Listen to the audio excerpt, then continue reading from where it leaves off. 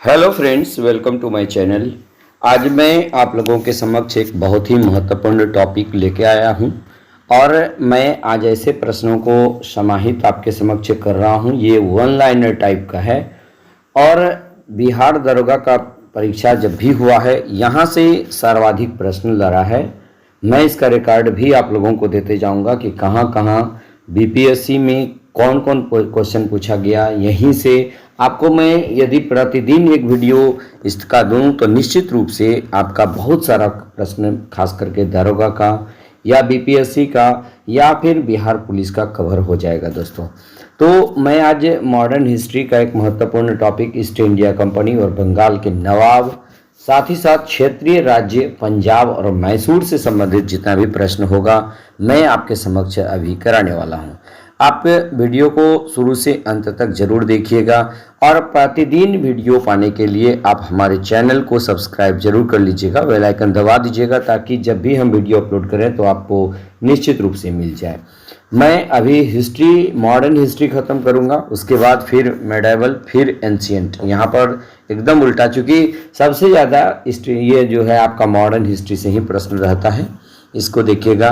और खास करके मैं ज्योग्राफी का जो वीडियो अपलोड करने वाला हूं निश्चित रूप से वहां से आप देखिएगा, एक ही 2 पेज से कई प्रश्न जो है ये दरोगा में पूछा गया है। मैं आपको एक रिकॉर्ड, क्या उसको बोलते हैं कि प्रमाण के साथ आपके समक्ष मैं प्रस्तुत करूंगा, आप जरूर देखिएगा। चलिए देखिए, आज का पहला सवाल है, मुगल सम्राट और द्वारा नियुक्त बंगाल का अंतिम गवर्नर कौन था? तो इसका राइट आंसर हो जाएगा मुर्शिद कुली खान। यानी मुगल सम्राट द्वारा नियुक्त बंगाल का अंतिम गवर्नर मुर्शिद कुली खान था। याद रखिएगा, वह युद्ध जिसने भारत में ब्रिटिश प्रभुत्व को प्रारंभ किया, ये प्लासी का युद्ध है। यानी देखिए, ब्रिटिश प्रभुत्व को प्रारंभ करने का काम, ये प्लासी का युद्ध, ये 1757 ईस्वी में हुआ था। सिराजुद्दौला लॉर्ड क्लाइव द्वारा परास्त हुआ था ये प्लासी के युद्ध में। यानी प्लासी के युद्ध में लॉर्ड क्लाइव ने सिराजुद्दौला को पराजित किया था। और उसके बाद देखिएगा कि भारतवर्ष में ब्रिटिश साम्राज्य का संस्थापक किसे कहा जाता है?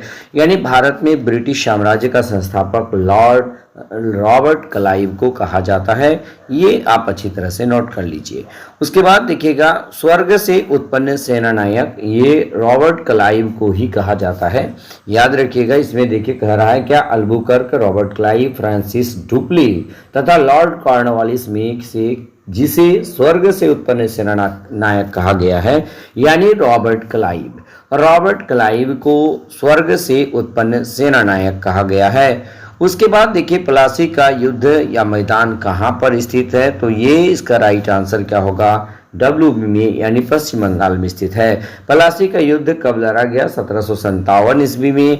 बंगाल का वह नवाब जिसने अपनी राजधानी मुर्शिदाबाद से मुंगेर स्थानांतरित किया था, राइट आंसर होगा Mir Qasim.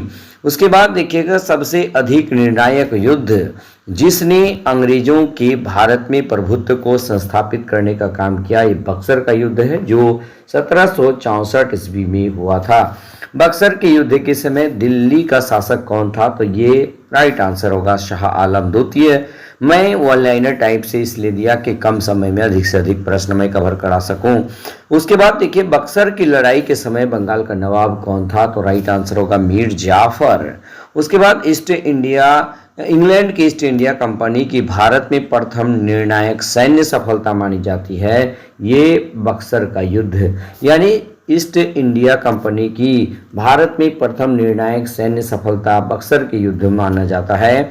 East India company को दीवानी प्रदान की थी। कौन दीवानी प्रदान की थी? शाह आलम द्वितीय ने। यानी ईस्ट इंडिया कंपनी को दीवानी प्रदान करने का काम शाह आलम द्वितीय ने किया था। उसके बाद 1765 ईस्वी में ईस्ट इंडिया कंपनी को बंगाल की दीवानी प्रदान किसने की थी? तो मुगल सम्राट ने किया था। वह गवर्नर जिसके कार्यकाल में ईस्ट इंडिया कंपनी को शहंशाह शाह आलम द्वारा बंगाल, बिहार तथा उड़ीसा में दीवानी अधिकार दिए गए, इसका राइट आंसर होगा लॉर्ड क्लाइव। नेक्स्ट देखिएगा, सम्राट शाह आलम द्वितीय ने ईस्ट इंडिया कंपनी को बंगाल, बिहार तथा उड़ीसा की दीवानी कब प्रदान किया था?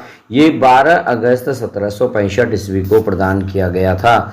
इलाहाबाद की संधि के बाद रॉबर्ट क्लाइव ने मुर्शिदाबाद का उप दीवान नियुक्त किया था। तो किसको नियुक्त किया था? मोहम्मद रजा खान को नियुक्त किया था। दोस्तों ये अति महत्वपूर्ण और बहुत बार परीक्षा में पूछा गया है। यानी इलाहाबाद की संधि के बाद रॉबर्ट क्लाइव ने मुर्शिदाबाद का उप दीवान जो है किसे नियुक्त किया था? तो राइट आंसर होगा मोहम्मद रजा खान को नियुक्त किया था। उसके बाद अगला सवाल हम लोग देख लेते हैं। अगला सवाल है 1765 ईस्वी में दीवानी प्रदान, यानी 1765 ईस्वी में दीवानी प्रदान किए जाने के बाद ब्रिटिश सबसे पहले जिस पर्वतीय जनजाति के संपर्क में आए वह खासी था। दोस्तों यानी 1765 ईस्वी में दीवानी प्रदान किए जाने के बाद ब्रिटिश सबसे पहले जिस पर्वतीय जनजाति के संपर्क में आए वह खासी ही था, याद रखिएगा। उसके बाद 18वें शतक में भारत में लड़े गए युद्धों का सही कालानुक्रम क्या है? तो देखिएगा ये है, सबसे पहले अंबर का युद्ध हुआ, उसके बाद प्लासी का युद्ध, वांडीवास का युद्ध और बक्सर का युद्ध। आप देखिएगा ये इस तरह से सीरीज लगाने के लिए पूछा जाता है, आप याद जरूर रख लीजिएगा। चलिए अब जैसे देखिएगा इसमें बांडीवास का युद्ध कब हुआ था? यानी बांडीवास का युद्ध ये 1760 ईस्वी में हुआ था। ब्रिटिश ने फ्रेंच को हराने का काम किया था। यानी ब्रिटिश ने किसको हराया? फ्रांसीसियों को हराया, फ्रेंच को हराया। चलिए उसके बाद हम लोग देख लेते हैं सही सुमेलित कौन सा है। बक्सर का युद्ध मीर कासिम विरुद्ध ईस्ट इंडिया कंपनी, वांडीवास का युद्ध फ्रांसीसी विरुद्ध ईस्ट इंडिया कंपनी, चिलियान वाला युद्ध ये डलहौजी के विरुद्ध सिख, और खुर्दा का युद्ध निजाम विरुद्ध मराठे। तो इसका राइट आंसर क्या हो जाएगा? ये आपका देख लीजिएगा, ये बिल्कुल ही येलो किया हुआ है, यानी हाइलाइटर से मैं कई बार इसको देखा हूं और ये हाइलाइटर मार दिया हूं ताकि आप लोगों को अच्छे से समझ में आ जाए। ये सही है, यानी चिलिया वाला युद्ध जो हुआ था डलहौजी के विरुद्ध सिख ने ये विद्रोह किया था। उसके बाद देखिएगा भारत में अंग्रेजों का सर्वाधिक विरोध किसने किया था? तो मराठा ने किया था। यानी कि भारत में अंग्रेजों का सर्वाधिक विरोध जो करने का काम किया वो मराठा के द्वारा किया गया था। अब एक अति महत्वपूर्ण टॉपिक क्षेत्रीय राज्य पंजाब एवं मैसूर के बारे में हम लोग यहाँ चर्चा करेंगे। यानी इससे संबंधित जितना भी प्रश्न रहेगा आज हम लोग उसको समाप्त करेंगे। अब देखिए इसमें क्या है कि रंजीत सिंह के राज्य में सम्मिलित था, कौन था? श्रीनगर शामिल था। रंजीत सिंह संबंधित थे सुकर चकिया मिसल से, यानी कि देखिएगा सुकर चकिया मिसल से रंजीत सिंह का संबंध था। महाराजा रंजीत सिंह के राज्य की राजधानी कहाँ पे थी? लाहौर। और रंजीत सिंह ने सुप्रसिद्ध कोहिनूर हीरा प्राप्त किया था, शाहशुजा से प्राप्त किया था। दोस्तों उसके बाद देखिए ईश्वर की इच्छा थी कि मैं सब धर्मों को एक निगाह से देखूं, इसीलिए उसने दूसरी आंख की रोशनी ले ली। ये कथन किसका है? तो राइट आंसर होगा महाराजा रंजीत सिंह का है। ये देखिए स्टेटमेंट बहुत बार परीक्षा में पूछता है, बीपीएससी में खास करके इस तरह के स्टेटमेंट ज़्यादा पूछे जाते हैं। महाराजा रंजीत सिंह के उत्तराधिकारी का क्या नाम था? तो राइट आंसर होगा खड़ग सिंह। उसके बाद सिख राज्य का अंतिम राजा कौन सा था? दलीप सिंह था। यानी सिख राज्य का अंतिम जो राजा था उसका क्या नाम था दोस्तों? दलीप सिंह था। उसके बाद पंजाब के पूर्व महाराजा दलीप सिंह के विषय में 23 अक्टूबर 1893 को उनका निधन पेरिस में हुआ। नासिक में उनकी अंत्येष्टि हुई। उन्होंने कभी भी सिख धर्म नहीं छोड़ा, वह कभी भी रूस नहीं गए थे। में से कौन सा कथन सही है?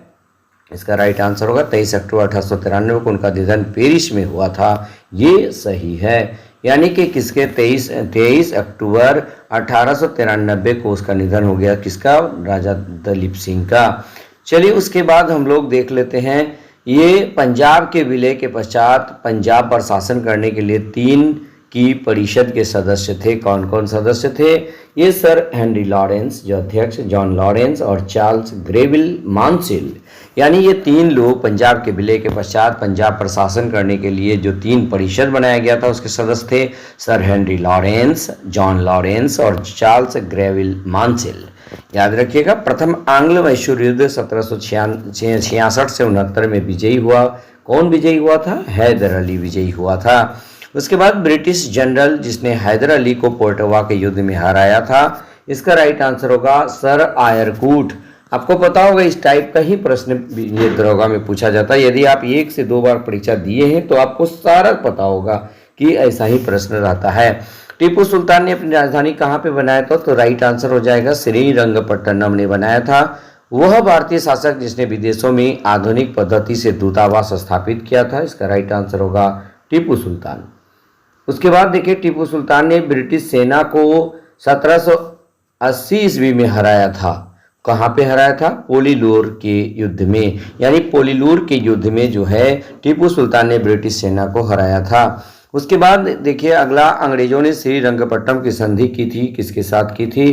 तो राइट आंसर होगा टीपू सुल्तान के साथ की थी। उसके बाद टीपू सुल्तान अंग्रेजों के साथ युद्ध में मारे गए थे। कब मारे गए? 1799 ईस्वी में मारे गए थे। उसके बाद देखिए सही सुमेलित कीजिए।